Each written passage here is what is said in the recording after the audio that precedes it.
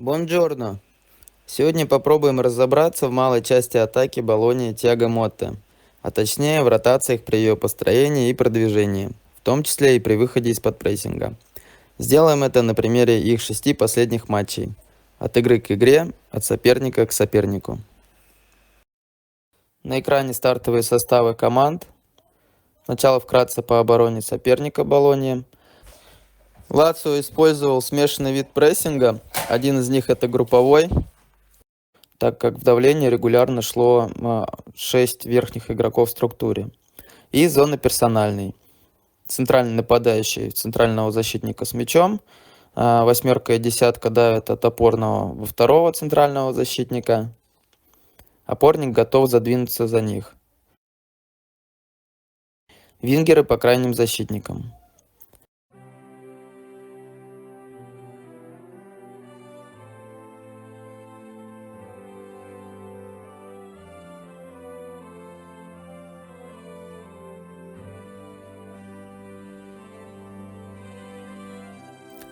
В позиционной обороне компакт в высоком блоке. Структура 4-1-4-1.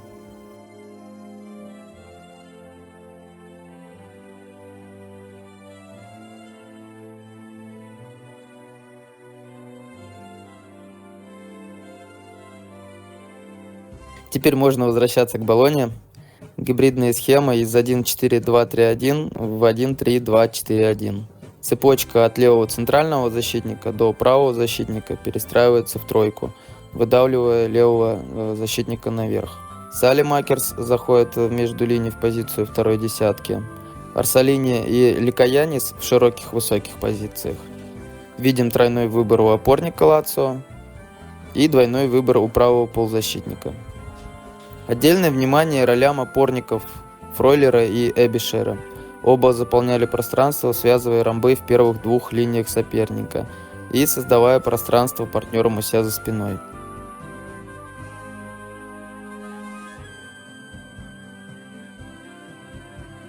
Переходим к следующему матчу. У Фиорентины строго персональный прессинг. Защитники выдергиваются, додавливают недодачи до конца, без размена по оппонентам. В Болонье та же гибридная схема, но уже с другой ротацией. Левый защитник заходил в опору, открывая линию передачи на Салемакерса, который оставался в широкой позиции.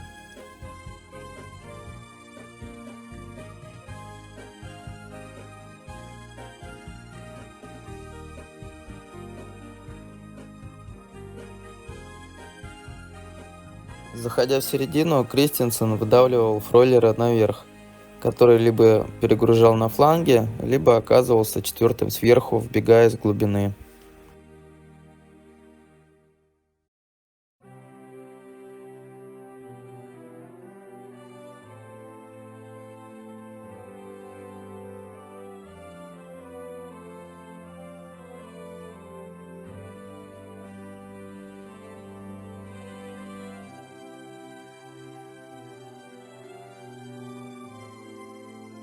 В тройке Фергюсон, Арсалини и Зиркзи регулярные ротации вверх-вниз, в которых центральный нападающий спускался в недодачу достаточно низко. Следующий матч.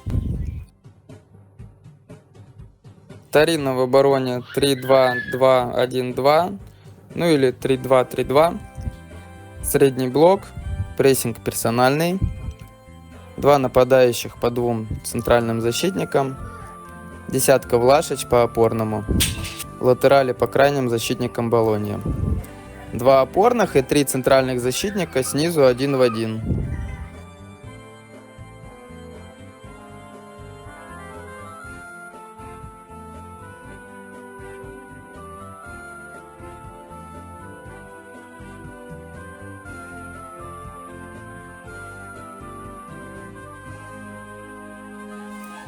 Структура растянута по глубине. При построении атак Болонья скидывала с себя давление заходами центральных защитников в опору. Опорный Эбишер соблюдал баланс.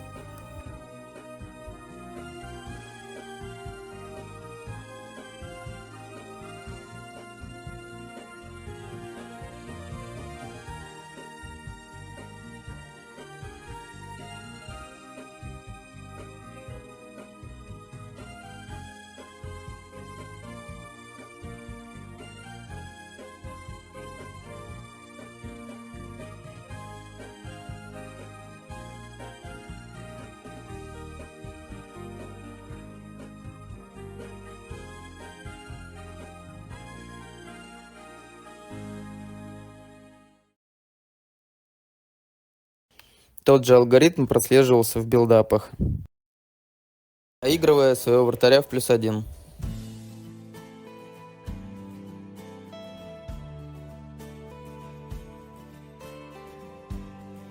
Ну и готовая длина.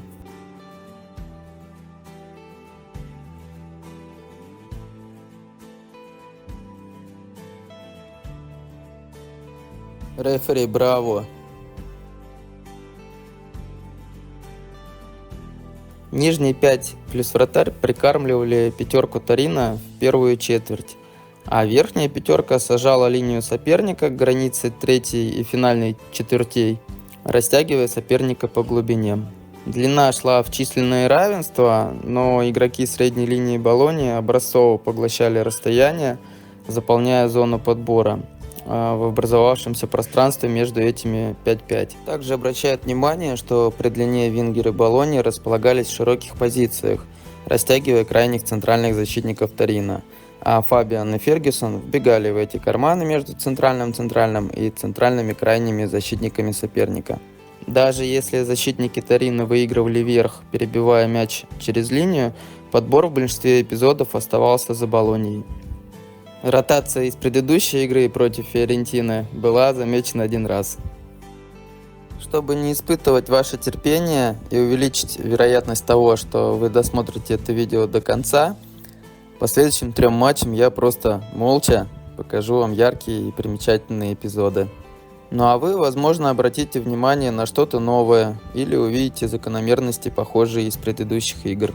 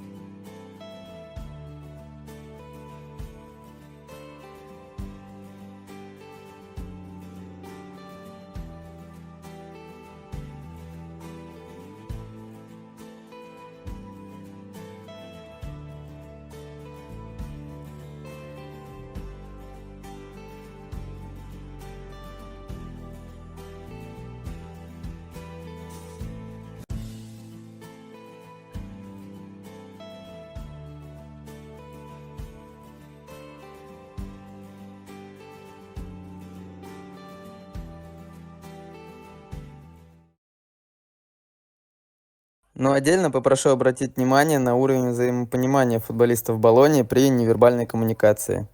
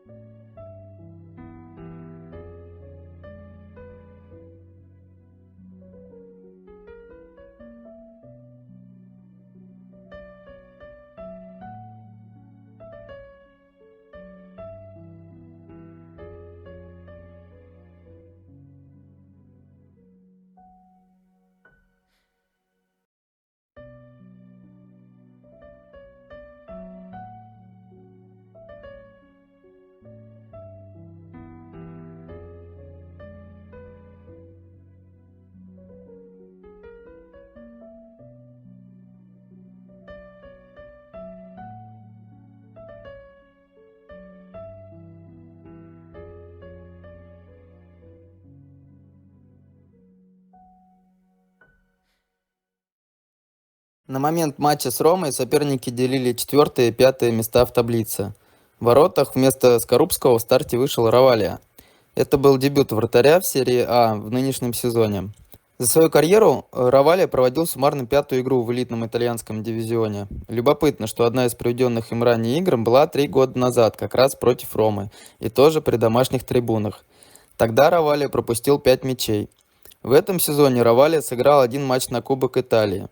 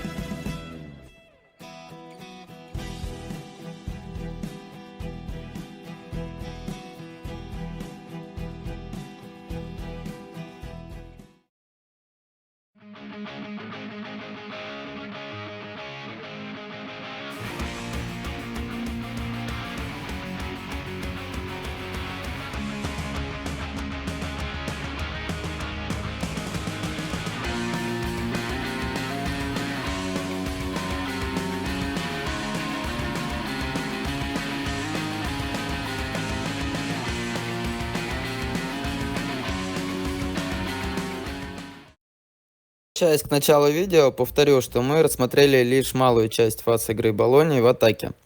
Надеюсь, вам стало интересно понаблюдать за остальными фазами самостоятельно, в том числе и в обороне, и в переходах. Ну и не так важно, что будет сказано в конце этого видео. Важнее, продолжите ли вы следить за играми Болонии в дальнейшем. Например, для меня ответ был очевиден еще со времен Тиаго Мотто в Дженуа, через его тогдашние идеи с инвертированными крайними защитниками. И не только. И как ребенок с детворой, и как ребенок с детворой, ты лепишь бабу снежную. Спасибо за просмотр. Аривидерчи.